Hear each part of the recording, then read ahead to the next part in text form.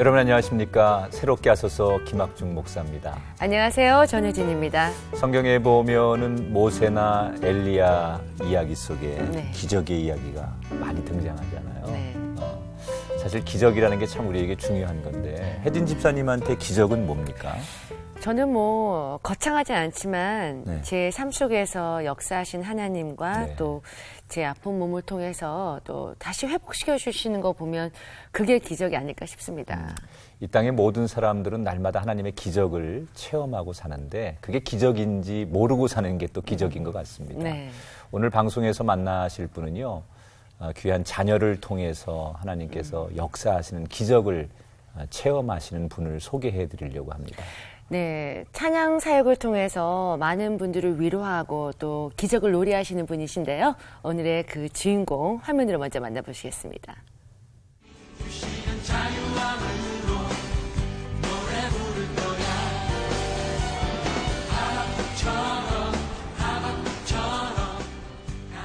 하나님의 부르심이라면 그 어디든 좋다. 찬양 사역자 장종택.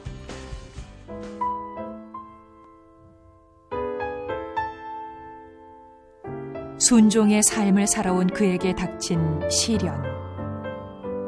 어느 날 딸 온유에게 희귀병이라는 불청객이 찾아왔습니다.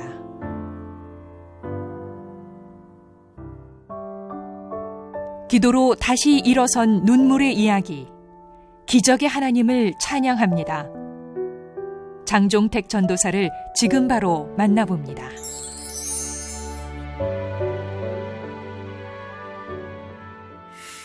네. 어서 오세요. 장종택 반갑습니다. 전사님. 딱 나오시니까 그냥 네. 화내요. 환합니다. 너무 좋습니다. 네, 어떤 의미인지 압니다. 아니, 많은 분들이 지금 찬양 사역 집회에서 보신 분들 계시겠지만 네, 또 네. 모르시는 분들을 위해서 네. 잠깐 인사 부탁드릴게요. 요즘은 그 온유 아빠로 더 많이 네. 알려져가지고요. 네. 예배 사역자 장종택 전도사입니다. 네. 반갑습니다. 반갑습니다. 아니, 딸 부자 아빠시라고요. 네, 네. 딸이 셋 있고요. 네. 첫째가 17살 네. 이슬이고요. 네. 둘째가 온유, 온유, 셋째가 세상의 빛, 새빛. 세비. 그래서 네. 앞자만 따면 이온세. 이온세. 그 비욘세처럼 네. 이름을 기억하기가 쉽죠. 이온세 아빠. 예. 그렇습니다. 아니, 이름이 되게 좋으세요, 목사님. 그죠? 그래. 지금 이제 큰 따님은 외국 나가 공부하고 예, 있고. 사실은 이제 큰애는 미국에서 태어났었어요. 제가 미국에서 좀 있었거든요. 네. 그래서 이번에 이제 필리핀으로 국제학교를 갔고요. 네. 이제 둘째가 중환자실에 있는 거 보고 네. 아픈 마음으로 갔는데 최근에 이제 깨어난 거 보고 또 울면서 막 그렇게 기도 많이 했다고 예, 그렇게 했고요. 둘째 실제는 저랑 같이 있고요. 뭐, 정말 아빠 하면 딸 바보라고 불릴 정도로 네. 딸 사랑이 지극하신데, 네. 좀 안 좋은 소식을 들었었거든요. 네. 네. 저도, 우연찮게 알게 됐는데, 둘째 딸 온유가 예. 좀 희귀병에 걸려서 많이 아팠다고 예. 들었습니다. 그게 처음에는 동네 병원에서 이제 장염이 그때 유행했었어요. 네. 금년 1월 달에. 그래서 고열이 있고 그래서 갔더니 장염이라고 근처에 대학병원에 네. 가라 그래서 대학병원에 갔었는데 그때도 장염으로 이렇게 판단이 되어졌어요. 네. 왜냐하면 이 병이 희귀병이기 때문에 네. 그냥 그렇게 알고 이제 퇴원을 했어요. 5일 동안 입원하고. 네. 그리고 이제 돌아오는 날 이렇게 마트에 다 같이 들렸는데 온유를 잃어버렸어요. 마트에서. 8살짜리니까 뭐 사실 잃어버려도 그렇게 자기가 못 찾고 그런. 그렇죠. 나이는 바로 옆에 아닌데. 있었는데 네네. 어디 사라져 버린 거예요. 그래서 제가 저희들이 막 기겁하면서 이렇게 찾아다녔는데 멍하니 어느 장소에 써 있는 거예요. 그때부터 뭔가 이상하다 그랬는데 제가 그 이후로 며칠 후에 경주로 집회를 갔는데 이틀간 갔다 왔는데 둘째 날에 갑자기 애가 너무 이상하다 그래서 고대병원으로 응급실로 가고 저는 그날 경주 집회 이제 취소하고 네. 바로 올라왔죠. 네네. 올라오니까 그 응급실에서 죽어 있는 것처럼 누워 있더라고요. 그렇게 이제 시작이 됐죠. 그럼 온유가 이제 평상시에는 올해 1월 전에는 네네. 굉장히 이제 건강하고 그렇죠. 또 명랑하고 네네네. 똑똑한 아이였던 그랬을 걸로 때 알고 아주 있는데. 밝은 친구였어요. 네, 네. 예. 그래서 전혀 뭐 아픈 증상도 없었어요. 없었고. 예, 예. 근데 지금 말씀하신 것처럼 갑작스럽게 네네네.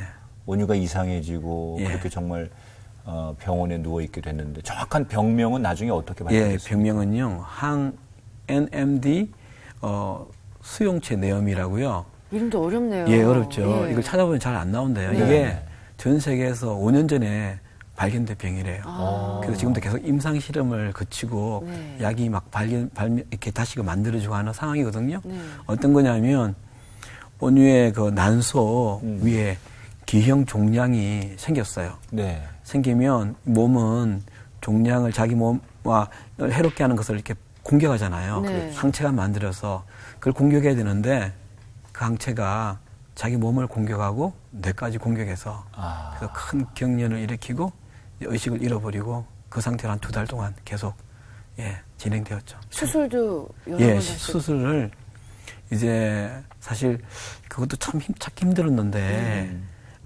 CT라는 MRI보다 더 못한 네네. 이게 그리고 초음파도 못한 거기서 발견이 됐어요.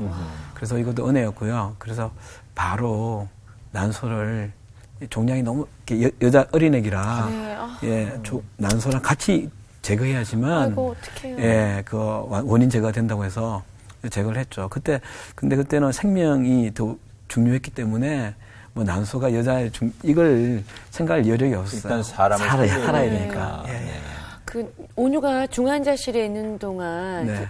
그 의식이 없었다고 들었어요. 네네. 계속 강직이라 그러죠. 발작이 계속 일어나고 그때 참 많이 저희도 뭐 이런 병이 이렇게 우리한테 올 줄은 몰랐죠. 아니 이게 지금 금년 1월 달에 있었던 일이기 때문에 1월 지금, 20일 날요. 네, 최근에 네. 있었던 예, 일인데 예.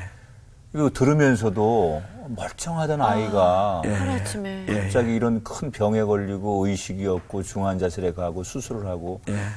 이거 정말 들으면서도 저희가 경황이 없는데 네.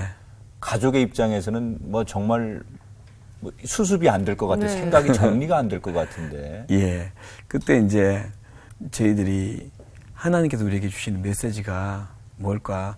사실은 제가 그 아기를 보면서 보통 부모들 마음 그렇잖아요. 내가 이 자리에 누워 있는 게 차라리 낫겠다. 그렇죠. 근데 순간 깨닫는 게 뭐냐면 내가 누워 있어도 깨닫지 못할 것들을 하나님께서 말씀해 주시고자 하는구나. 사실 부모의 가장 큰 시련은 자식이 아픈 거잖아요. 그러니까 진짜 하시고자 하는 메시지가 있으시겠구나. 그 생각을 했고요. 수술을 하고 중환자실에 누워 있는데도 의식이 깨어나지 않는 거예요. 그럼요. 예. 뇌에 문제가 이미 생겼기 때문에 이미 항체가 온몸에 퍼져 있는 거예요. 수술한 거는 원인 제거밖에 원인을 이제 계속 막 그런 항체를 만드는 것을 없애주는 것이고 네. 이미 온 피랑 이게 뇌에 그 항체가 들어와 있기 때문에 어허. 그 이후에도 큰 일들이 좀 많아 있었죠. 예. 그리고 막 이렇게 발작도 계속 일으켰다고 하던데. 예. 그때 제가 참 사람이 정직해질 때는 진짜 정직해질 때는 죽음 앞에서구나라는 것을 실감했습니다. 예. 제가 올라왔을 때 온몸에 주사 바늘부터 해서 뭐 심장 맥박 뭐 이렇게 붙이는 거 있잖아요. 네. 온통 그거 투성이더라고요. 근데 애는 의식도 없고 하나님이 데려가겠구나라는 생각이 들 정도였어요. 어허. 그때 제가 덜썩 주저앉고 기도했던 것이 뭐 정말 아무것도 아니었어요. 사역의 영향력 그런 거 없었어요. 그냥 얘기만 살려달라고 하나님 살려달라고 기도를 하는데 어떤 마음이 드냐면 시편 66편 18절에 보면 죄악을 품은 자의 기도를 듣지 않는다는 하나님 그게 생각이 나더라고요. 네. 그래서 사역을 하면서도 숨겨왔던 나도 몰랐던 내 마음 깊은 곳에서 그 모든 생각들, 타협, 불법, 음행 이런 것들이 그냥 막 올라오기 시작했어요. 왜냐하면 이것을 내가 토해내야 하나님이 일하시니까. 그래서 그날도 첫날부터 그 참 하나님이 나를 그렇게 다루시더라고요. 일종의 이제 부모라면 그때 생기는 여러 가지 어떤 믿음의 무너짐. 예. 그게 이제 지나고 나면 하나님이 내 믿음을 보시는 건데 예. 저는 아빠인 입장에서 그런 게 하나님이 그런 과정이 있지 않았을까. 맞습니다. 내 믿음이 하나님 네. 앞에 정말 정결한 믿음인지 이렇게 맞습니다. 테스트되고 예. 또 우리 입장에서 하나님 앞에 시험받는 네. 그런 과정이 있지 않았을까. 네. 어떠셨어요? 예, 제가 그 말씀을 즐겨 사용했었는데 사망의 음침한 골짜기를 다닐지라도 해를 두려워하지 않을 것은이라는 단어가 그 문장이 지나가면 다 은혜다 그렇게 고백하지 않습니까? 네. 근데 그 성경 말씀은 죽음의 계곡에 있을 때 네가 어떻게 해야 되는지를 저한테 이야기하시더라고요. 사실은 어떤 일이 있었냐면 원인 제거하기 위해서 난수를 제거했잖아요. 종양이랑. 원래 이 병이 어디에 취약하냐면 고열에 아주 취약했어요. 왜냐하면 뇌의 염증이나 바이러스가 세력을 확장할 때 네. 증상이 뭐냐면 열이래요. 열이 확 오른다는 거는 그 뇌의 나쁜 세력들이 이렇게 확장하는 건데 예. 그래서 열을 계속 낮추려고 노력했거든요. 근데 그날 이제 수술한 그날 네. 밤에 그거 없어도 수술하고 나면 이렇게 증상이 열이 이렇게 몸에 오르잖아요. 그러니까 그 열까지 합쳐져 가지고 밤새 중환자실에는 원래 보호자가 못 들어가는데 네. 저희만 그렇죠. 한 사람씩 상주할 수 있도록 허락해 주었어요. 그날 밤 제가 있었는데 아무리 해열제랑 먹는 해열제와 이렇게 강한 주사로 해열제를 넣어도 이 온도가 떨어지지가 않는 거예요. 그래서 그래서 제가 뭘 했냐면 밤새 개를 붙잡고 물수건으로 열을 닦아내느라고 정말 밤을 홀딱 세웠습니다. 근데 그때 생각나는 말씀이 있었어요. 그 시편 121편에 보면 이스라엘을 지키시는 이가 졸지도 주무시지 않는다는 네. 유명한 말이 있잖아요. 사실은 저도 나이가 이제 48이 되어버렸는데 그때 내가 그 2달 전까지마다 그 말의 의미는 하나님 신이시니까 잠의 개념이 없어지겠지라고 그렇게 받아들였었어요. 그렇게 하나님 뭐 이렇게 우리를 돌아보시는구나. 네. 근데 그날 저녁은 아니었어요. 내가 혹시 졸면 애기 죽잖아요. 내가 졸아서 그 물수문으로 열을 닦아내지 않으면, 내리지 않으면 죽잖아요. 아, 그 말씀이구나. 하나님께서 졸지도 않는다는 말은 하나님 한순간 한눈 팔면 죽을 인생인데 그렇기 때문에 우리를 이렇게 사랑하시는구나. 그때 제가 하나님을 진짜 이제 조금 아는, 욥기 42장 보니까요 그런 말씀이 있더라고요. 2절에 욥이 의인이라 불렸던 욥도 마지막에 자기가 깨닫지 못한 그 하나님을 말했다. 자기가 헤아리지도 이해하지도 못한 하나님을 말했다고. 이렇게 하나님을 함부로 말했다는 거죠. 제가 그 말씀이 내 마음에 정말 심장을 치더라고요. 제가 하나님 잘 모르면서 아는 척 살아왔구나. 예, 그렇게 깨닫기도 했고요. 그 다음에 또 어떤 일이 있었냐면, 온유가 발작을 하면요. 의식이 없는데 갑자기 그 상황에서 물 오물오물 씹더라고요. 네. 그래서 먹을 수가 없는데 막 발작이 막 씹는 거예요. 네. 그래서 입을 이렇게 벌려보니까 온 안에 피가 흥건한데, 왜냐하면 옆에 안에 살이, 그 부드러운 살 있잖아요. 네. 그걸 다 뜯어먹은 거예요. 아프니까. 무의식. 예, 무의식 중에. 보통 예, 이걸- 고통이 너무 심하니까 네. 무의식중으로. 그래서 피가 뭐 가득한 거예요. 너무 놀라서 그 석션을 이제 뽑아내고 네. 마우스피스를 이제 중간에 꽂았어요. 못 이렇게 씹도록. 그랬는데 조금 있다 보니까 입술에 하얀 뭔가 있더라고요. 보니까 이빨이에요. 마우스피스를 또 너무 씹으니까 이빨이 빠져나온 거예요. 그걸 보는데 내 마음에 하나님 이게 뭡니까? 라는 그 어떤 그런 마음이 확 올라오는 거예요. 나름대로 하나님 섬긴다고 살아왔는데, 순결하게 살려고 했는데, 그랬는데 그때 내 성령께서 내 안에 하는 말씀이 있었어요. 뭐냐면, 이제 네가 한 말에 대한 책임을 질 때다. 무슨 말이냐면, 하나님의 말씀을 통해서 저에게 다 말씀을 이행하셨잖아요. 저도 하나님에 대해서 많은 고백을 해왔었어요. 하나님 우리 힘이시고 피난처시고 환난 중에 만날 큰 도움이라고 그렇게 고백하고 난 요동치 않으니라 했는데, 그 말에 대해 책임을 지라는 거예요, 하나님이. 예. 왜냐하면 고백에 대한 말을 책임지지 않는 사람은 거짓말장이잖아요. 그래서 제가 그날 밤에 그 새벽에 그 아기를 붙잡고 고백했던 것이 하나님 고백하겠습니다. 고백에 책임을 지겠습니다. 감사로 다시 마음을 돌이키겠습니다.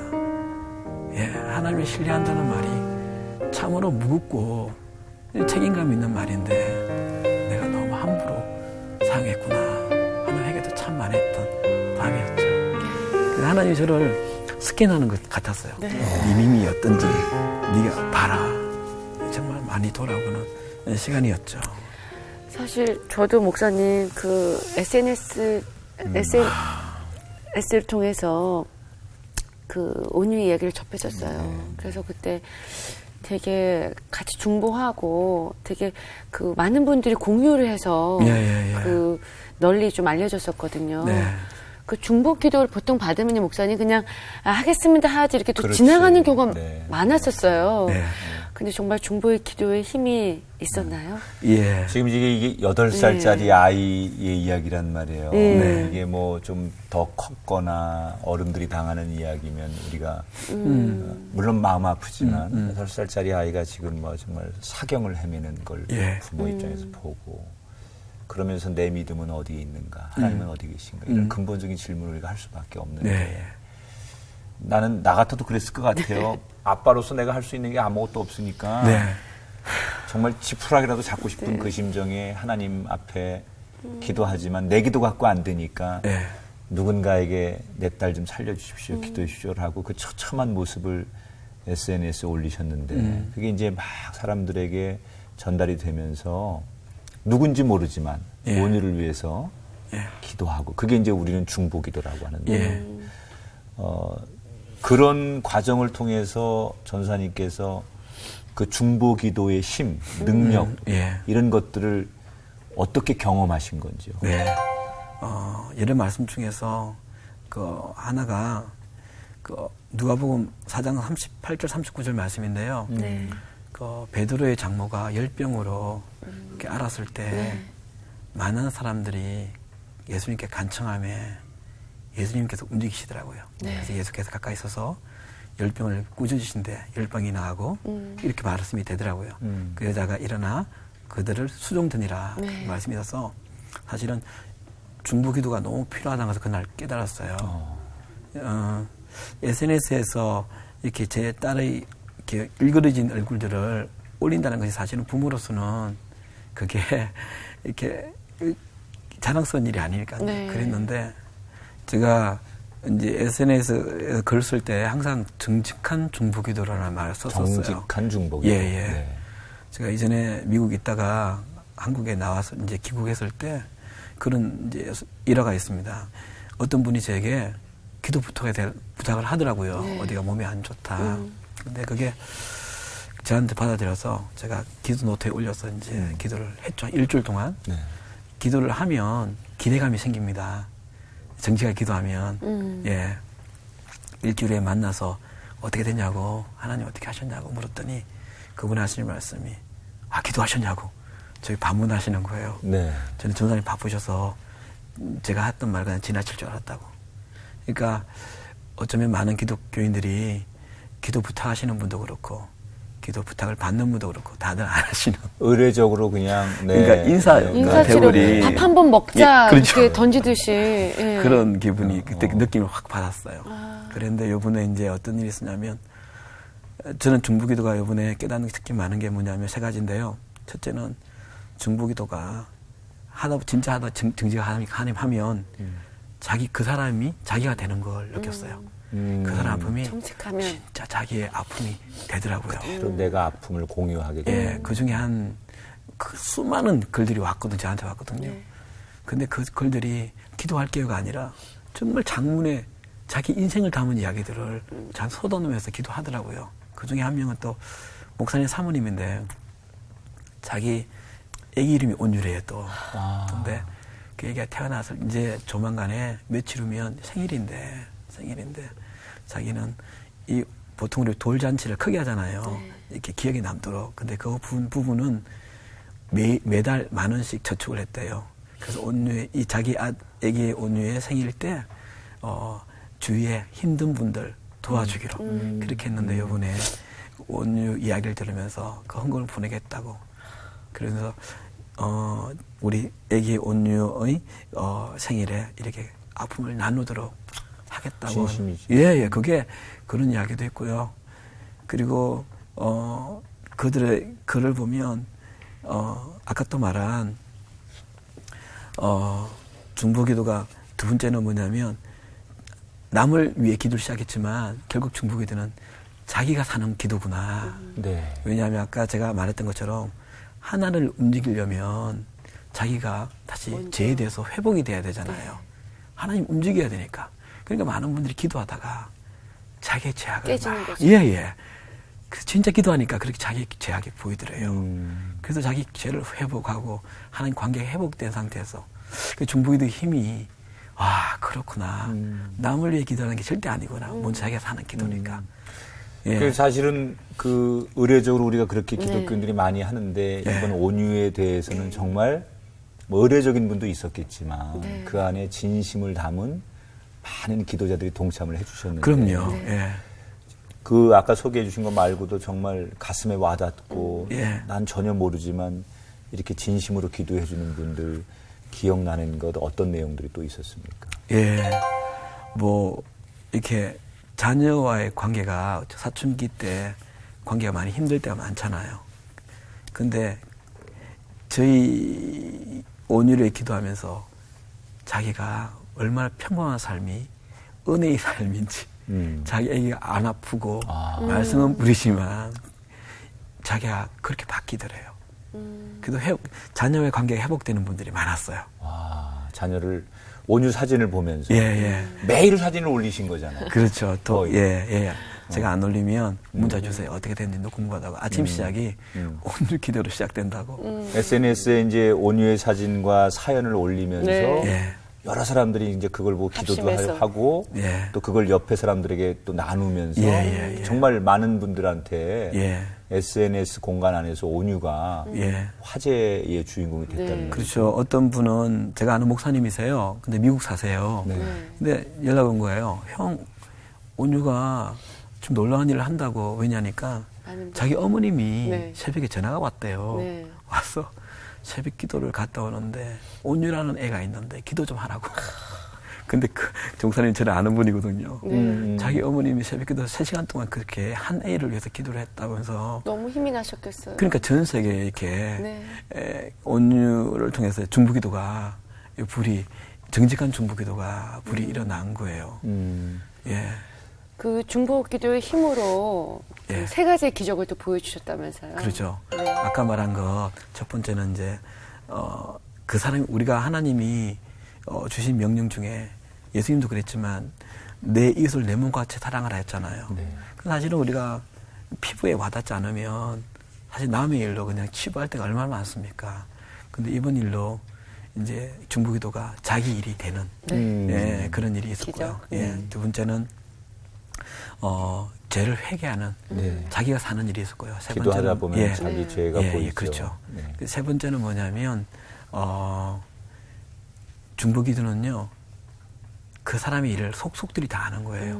관심이고 그렇죠. 사랑이겠죠. 어떤 때는 중보기도를 부탁했는데 이 사람이 뭘 나한테 요구했더라? 이 사람이 병명이 뭐더라? 이 사람 이름이 뭐였더라? 부탁한 사람이 사실 그럴 때가 참 많더라고요. 근데 제 중보기도자들은 온유의 상들 다 하는 거예요. 며칠 날 뭐가 있었고 지금 환경이 어떻고. 그러니까 진짜 기도하는 거죠. 예, 그래서 중보기도가 이런 것을 담고 있구나. 근데 우리가 정말 아까 말한 것처럼 그냥 인사치레로 그러니까 하나님이 안 움직이고 이 기도의 힘을 능력을 못 받구나 우리가. 예. 그래서 정직한 중보기도라는 타이틀을 붙였는데 온유가 지금 사경을 헤매고 의식이 없는 상태에서 정직한 중보기도를 통해서 정말 하나님의 기적이 온유에게 임했잖아요. 제가 그걸 왜 확신하냐면요. 온유가 2달 동안에 의식이 없었어요. 이제 의식이 없었던 기간이 2달이었는데 밤에 일방적으로 제가 이야기를 쭉 하거든요. 온유야, 너는 하나님 사람이야, 하나님의 영광이야 쭉 이야기하는데 갑자기 눈이 동공이 제가 움직이면 안 움직여요. 네. 의식이었기 때문에. 그런데 갑자기 울부짖기 시작하더니 예수님 그러는 거예요. 두 손을 꼭 잡더니 첫 마디가 제가 소스라치게 놀랐어요. 저는 처음에 야 뭐 귀신이 들렸나 정도로 제가 그 8살짜리가요. 예, 아빠 엄마도 아니고요. 네. 제가 그래서 온유야 예수님 그걸 제가 그래 영상을 찍어서 사실 올렸거든요. 저는 그래서 그때 하나님의 일하심을 눈으로 똑똑히 보는 그 현장이. 그럼 지금 의식이 없는 상황에서 처음으로 이제 의식이 돌아오는 그 말이 처음 떴던 장면과 첫 마디가 예수님이었고 다행히도 아빠가 그것을 보고 얼른 지혜롭게 또 그것을 화면에 담아서 너무 놀랐어요. 예. 정직한 중보기도 하시는 분들에게 이 소식을 나눠야겠다고 생각해서 그렇죠. 그게 이제 올라온 거잖아요. 그들의 기도 때문에 예수님이란 말을 토해낸 거잖아요. 정말 그 중보기도를 통해서 하나님께서 온유를 어떻게 깨어나게 했는지 저희가 그 순간을 영상으로 담아봤는데요. 화면으로 함께 보시죠.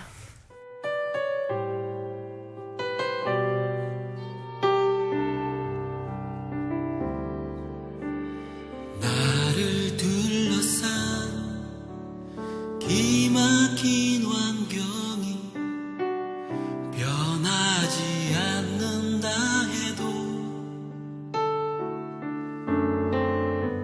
나는 주의 이름을 영원히 의지하리라.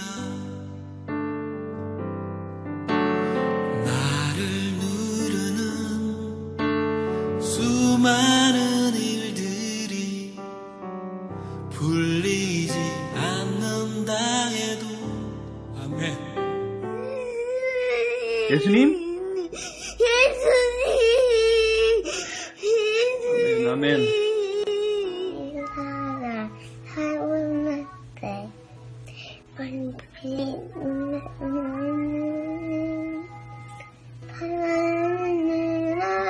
자손 예수 그리스도 스도의 게보라, 그지? 그 다음 아브라함이 밑에 있잖아.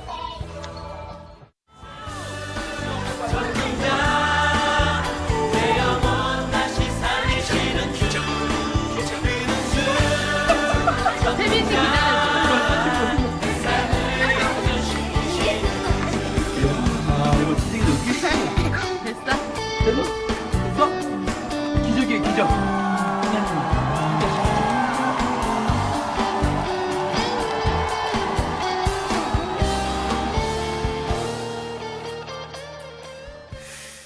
아유, 저 영상 보니까 저희가 정말 일어나서 막 춤추고 싶을 네. 만큼 예. 너무 감격스러운데 지금 여러분이 보신 영상 가운데 첫날 깨어나자마자 2달 동안 혼수 상태에 있었던 온유가 첫 마디가 눈을 뜨면서 예수님이라고 외쳤고 이제 둘째 날이 그게 이제 찬양을 하는 건데 성경학교 때 자기가 배웠던 찬양이었죠. 교회 교회에서 그 가사가 네. 사순절 가사예요. 어. 그때 저희가 사순절 기간이 있었거든요. 네. 예, 그래서 너무 놀랐죠. 그러니까 이번 이제 사순절 기간에 지금 이제 계속 그렇게 얼마 전이네요, 그러니까. 그렇죠, 얼마 네. 됐죠. 예. 그때 이제 불렀던 찬양도 아빠가 이제 들으신 거고. 예. 그리고 이제 그 다음 날은 또 성경을 같이 읽고. 예, 제가 3일 만에. 깜짝 놀란 게 뭐냐면 순천으로 이제 집회를 갔었어요. 갔다 오니까 이제 애기 자고 있고 이제 아내랑 교대를 이제 했거든요. 했는데 아내가 그 말 하더라고요. 오늘 그 말씀을 마태복음을 읽어줬다고 사순절 기간 네. 예수님의 족보를 쭉 읽어줬다고 그랬는데 그리고 머리맡에 우측에 성경이 놓여 있더라고요. 그리고 다음날 아침에 자다 깼는데 온유가 앉아 있는 거예요. 성경을 펴고 있는 거예요. 네. 정확하게 마태복음 1장요. 저는 깜짝 놀랐어요. 아내가 읽어줬던 마태복음 1장을 그대로 펴서 1장을 그렇게 보고 있더라고요. 그래서 얘가 기도와 말씀과 찬양으로 그냥 살아났구나. 예. 아니, 그러니까 보통 엄마, 아빠를 찾는다든지, 뭐, 먹고 싶은 걸 얘기한다든지, 아프고 나면 그게 뭐, 예수님. 뭐, 네. 응? 인형을 달라고 하든지 예, 예. 그게 보통 아이들인데 8살짜리 아이가 눈 뜨자마자 성경을 예수님, 보고. 그다음에 찬양, 성경 예, 읽고 예. 정말 이 자체가 성경에 나오는 기적의 이야기를 이렇게 예, 표현하는 저는 것 같아요. 예, 그래서 제가 지금 사역을 다니지만 초대교회 교인처럼 그런 마음이 제 마음이 그래요. 그렇겠어요. 정말 아까 화면을 봤을 때 저뿐만 아니라 많은 시청자분들이 정말 가슴이 뭉클하셨을 거예요. 예, 예. 그 어린아이 입에서 터져 나오는 예수님 소리가 지금도 정말 중보 기도자 70여 분? 700여 분. 근데 지금 더 하죠. 이전까지만 제가 그렇게 교제하는 분이 계셨거든요. 네. 근데 지금 뭐 전 세계 다 해주고요. 사실은 아까 막 글은 나오잖아요. 저 나사로가 일어난 기분이었어요. 그때 간호사들이랑 네. 다 주변에서. 깜짝 놀래가지고요. 네. 사실은 어제도 이제 퇴원하고 난 다음에 항암 치료는 계속 이제 있어줘야 된다. 6월까지요. 네. 근데 어제도 갔는데 다 놀라는 거예요. 저는 이제 데리고 들어가니까 막내에 세빛인 줄 알았대요. 성큼성큼 걸어가니까. 물론 이제 재활을 더 필요해요. 이제 워낙 이렇게 누워있어 다 견육이 사라졌기 때문에 조금 걷는 건 조금 이렇게 정확하지 않지만 성큼성큼 걷는 모습 때문에 하나님의 살아계심이 증거되는 것이죠. 그럼 지금의 상태는 이제 깨어났기 때문에 그런 재활 치료만 하고 항암 치료만 하면 예. 앞으로 건강해질 수 있고 네. 이제는 정상으로 돌아갈 수 있는 그렇죠. 그러니까 60일 정도를 2달 넘게 중환자실과 이제 2인실 병동에 있었는데 거의 일주일 만에 퇴원한 거잖아요. 네. 이게 말이 안 되는 부분이거든요. 먹는 것도 우리가 3박 4일 금식하면 한 3일은 사실은 미염을 먹든지 하지 않습니까, 목사님? 근데 걔는요, 한 3일 정도 죽을 먹고 바로 밥을 먹었어. 이 근육이 초음파를 찍었는데도 잘 안 넘어갔어요. 근데 그렇게 또 반진이 되어서. 먹는 것까지도. 예. 그래서 나았죠. 찬양 사역자신데 저희가 지금 뭐 온유 얘기 듣다 보니까 찬양을 좀 들어야 되는데 옆에 네. 기타도 갖다 놨는데 예. 첫 번째 찬양곡을요. 예. 이렇게 기특하게 잘 모든 질병을 견뎌내고 일어나는 온유를 위해서 아빠가 불러주고 싶은 찬양 한 곡을 좀 저희가 부탁드릴까 해요. 예, 은혜로다라는 곡인데요. 네. 무의식 중에서도 계속 같이 불렀는데요. 걔가 깨어나서 아까 어린이 노래 부르고 난 다음에 이 노래를 같이 부르는데 손을 들고 이렇게 노래하더라고요.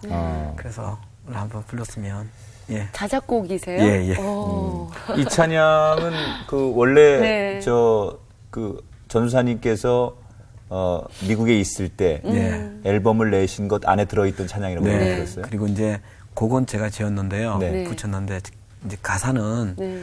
또 내성마비 형제가 이스키라는 내성마비 형제가 이렇게 시를 써서 저를 줬어요. 네. 뭐 감사할 게 있겠습니까? 그 내성마비 형제가. 근데요. 그 가사 다 은혜로다. 은혜로다. 근데 그날 또 제가 아주 회개하면서 지었던 곡이기도 합니다. 예. 그 찬양을 직접 한번 청해서 듣도록 하겠습니다. 진심이 담긴. 네.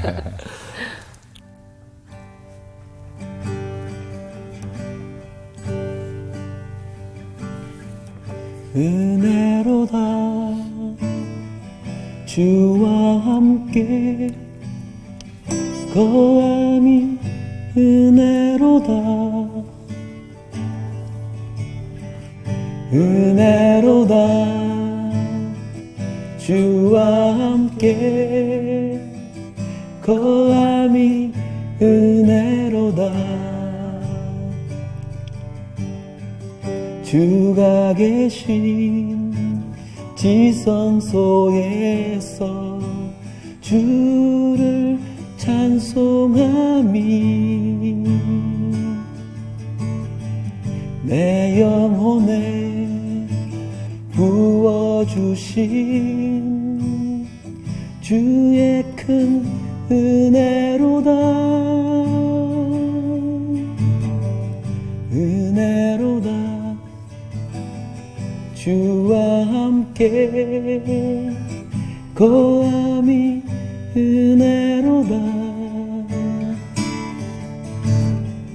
은혜로다 주와 함께 거함이 은혜로다 거함이 은혜로다. 이 찬양을 너무 진짜 평강해. 누가 이렇게 만드셨나 하고 교회에서는 많이 불렀는데, 저도 수백 번 이 찬양은 교회에서 선생님 부른 것 감사합니다. 같아요. 근데 그 주인공을 오늘 방송을 통해서 네. 만났습니다. 전도사님께 은혜는 뭔 것 같습니까? 은혜는요, 시련 같아요. 시련. 왜냐하면 제가 안전하고 편안하면 사실 하나님 찾지 않잖아요. 네. 이 본성이. 네. 근데 시련이 큰 시련이죠. 요번에도 그랬지만 큰 시련은 하나님 앞에 더 가까이 나갈 수 있게 하는 특별한 은혜라는 생각을 참 많이 했었어요. 그래서 그거 같고요. 또 은혜는 그냥 일상인 것 같아요. 예, 제가 집에 와서 이제 뭔가를 이제 준비해서 병원으로 가져가야 할 때가 있었어요. 이제 중환자실에 있을 때 집에 들렸는데 온유가 타던 자전거가 보이는 거예요. 털썩 주지 않고 막 펑펑펑 울었어요. 사역 때문에. 그리고 늘 하는 말이지만 같이 놀아도 야 올라가야 되지 않니? 너가 이렇게 내 위주로 놀아주면서도 하지 못했던 게 너무 애한테 미안하고 죄스럽더라고요. 일상을 내가 놓친 내가 얼마나 미안하고 그런지. 그래서 저희들이 사실 기도하고 기적을 바랬던 것은 딴 게 아니라 일상으로 돌아가는 네. 그였잖아요. 그래서 하나님이 늘 일하시는 하루하루가 은혜구나. 고난을 통해서 사실 그런 것들을 다시 바라보면서 예. 내가 어떻게 살아가야 되는지에 대한 또 계획도 세우시고 네. 정말 평범함이 가장 큰 은혜라는 것도 아시게 아멘. 됐고 아멘. 사실 우리 전사님이 이제 미국에서 사시다가 네. 영주권 포기하시고 사역자 어떻게 때문에 하셨어요, 네, 전사님? 네. 이제 한국에 오셔서 예. 아이들한테 좀 그런 면에서 미안할 수 있었을 네. 거예요. 아빠가 너무 미안했죠. 사역 예. 때문에 왔는데 예, 예. 한국에서 이렇게 일을 하다 보니 네. 예. 저는 이제 얘기를 들으면서 온유 얘기도 듣고 뭐 이제 엄마 얘기도 있고 언니 예. 얘기도 있지만 세비 씨가 막내인데 예. 저도 늦둥이 6살짜리 딸이 있거든요. 아, 네, 막둥이가 이게 또 들으면서 저는 계속 제 딸 얘기 같기도 하고 남의 일 같지 네. 않아요. 그리고 언니 때문에 그 온유 때문에 또 세비 씨는 어떻게 보면 소외되고, 거기에 신경 써야 예. 되는데 예, 예. 충분히 케어가 안 될 거고 또 걔도 느끼는 게 있을 텐데 예. 그런 어려움 때문에 하나님이 주시는 은혜가 또 있지 않을까 예. 가정에서 결국 세비 씨가 2달 동안에 친척집을 돌아다녔어요. 그렇겠죠. 저희들이 중환자실에 계속 한 사람이 들어가 있으면 밤을 새야 되거든요. 네. 계속 이렇게 발작이 일어나니까 그럼 밖에서 벤치에 침낭 가져서 새우잠을 자야 되니까 네. 어떤 일이 일어날지 모르니까 세비 씨가 돌아다녔어요. 그랬더니 나중에 신종플루가 걸려서 사실은 그 온유 옆방 입원까지 하고요. 어허. 태어날 때는 소아 우울증이 걸렸대요. 근데 그걸 보면서 뭐랄까 저에게도 세비 씨나 온유랑 동일한 한 명은 큰 병을 앓았지만 소중한 존재라는 걸 다시 깨닫게 되었어요. 하나님도 우리를 보실 때는 누가 잘났고 더 이렇게 그게 아니라 다 이렇게 부모의 마음이 이런 거구나. 네.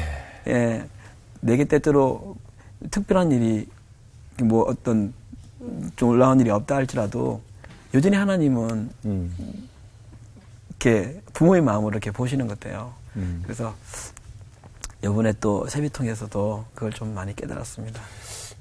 오늘 이 방송 오셨는데 네. 온유 얘기도 그렇고 예. 세비 씨 얘기도 그렇고 예. 또 우리 지금 공부하고 있는 첫째 딸, 예, 예. 또 아내 예. 그리고 또 정직한 중보기도 해주신 분들 다 가족인데 네네.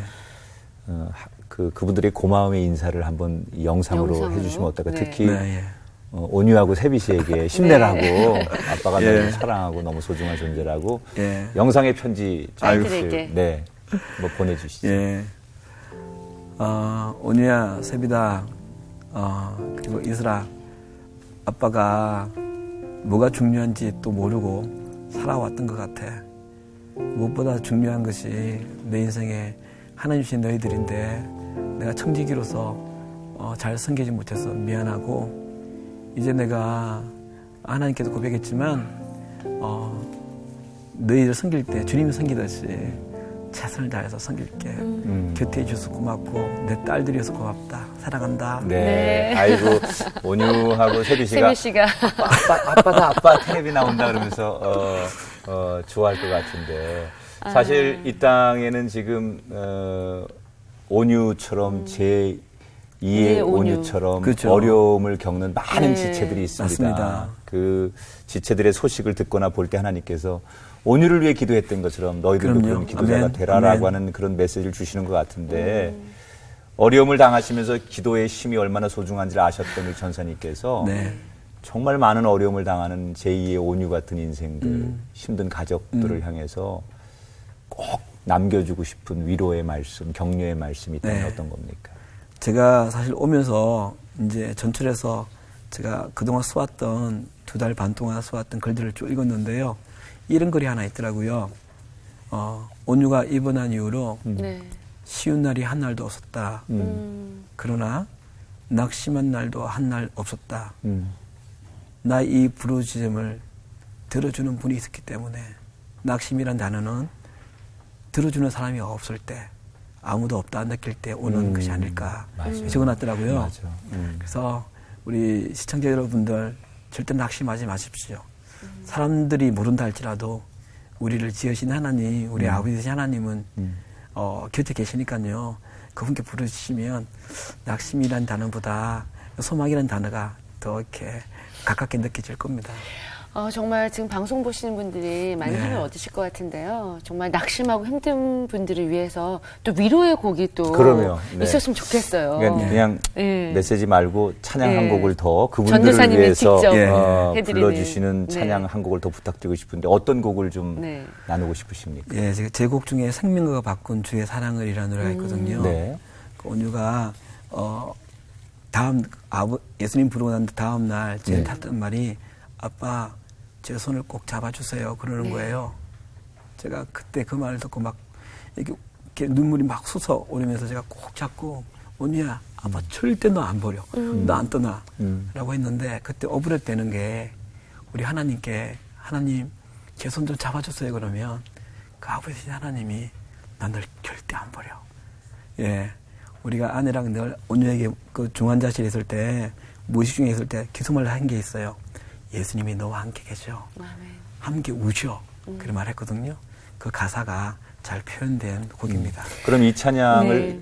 언제 만드신 찬양입니까? 이 찬양은 몇 년 됐습니다. 몇 년 됐는데 네, 네. 이번에 더 이제 그렇게 해석이 되시고 다시 해석이 되더라고요. 네, 예. 네.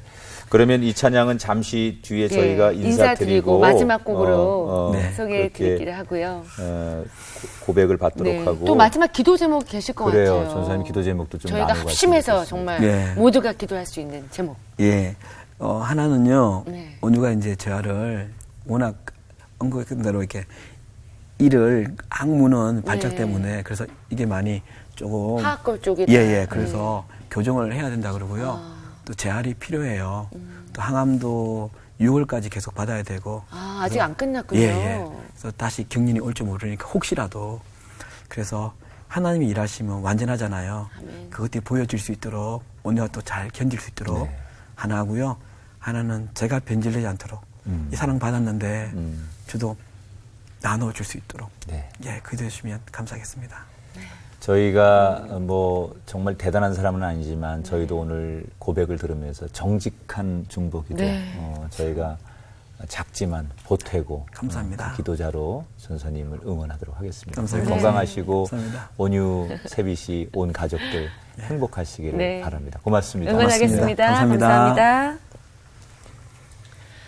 오늘 장종택 전도사님과 말씀 나누면서 약간 부끄러운 마음이 들었어요. 네. 저도 그 양치기 소년처럼 거짓말을 하는 그런 거짓 중보 기도자가 아니었나 하는 생각을 해봅니다. 정직한 기도가 남을 살릴 수도 있겠지만 본인을 스스로 살릴 수 있는 길이라는 거 기억하시고요. 모두 정직한 중보 기도자가 됐으면 좋겠습니다. 내 이름으로 무엇인지 구하라 그리하면 내가 시행하리라 라는 약속의 말씀이 있지 않습니까? 우리는 그냥 사람의 이야기를 때로는 무심코 듣고 지나칠 때가 있지만 하나님은 우리의 호흡까지도 우리의 생각까지도 우리의 감정까지도 놓치지 않는 세심하신 분입니다. 하물며 하나님 앞에 하나님의 이름으로 예수님의 이름으로 기도하는 것을 하나님께서 어찌 놓치시겠습니까? 그래서 기도는 정말 놀라운 일이고 기도할 수 있다는 것은 너무나 큰 은혜가 아닌가 생각합니다. 늘 일상 속에서 자주 하는 기도 같지만 오늘의 기도는 그 어느 때보다도 새로운 기도가 되지 않을까. 여러분 그 기도의 자리에서 여러분을 보고 싶습니다. 새롭게 하셔서 다음 시간 다시 인사드리겠습니다. 고맙습니다.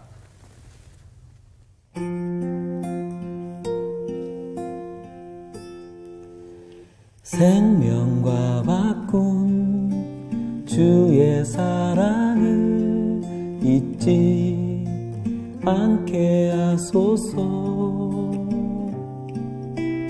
나를 위해 흘렸던 주의 눈물 잊지 않게 하소서.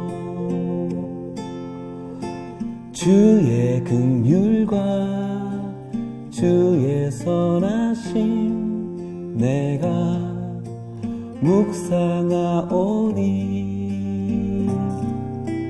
내 영혼 위에 베푸신 주의 은혜 잊지 않게 하소서. 감사합니다. 주님 고맙습니다. 그 사랑 때문에 그 눈물 때문에 주 앞에서 예배합니다.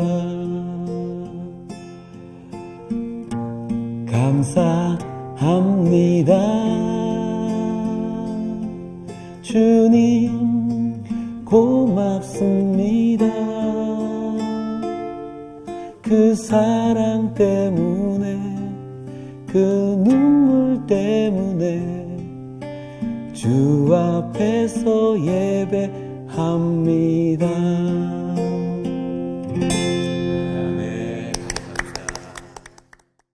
프로그램에 참여하신 분들께는 행복의 샘에서 활 헛개수 세트를, 제이손 진공젓가락에서 제이손 수저 세트를, 명가 김에서 김 선물 세트를 드립니다.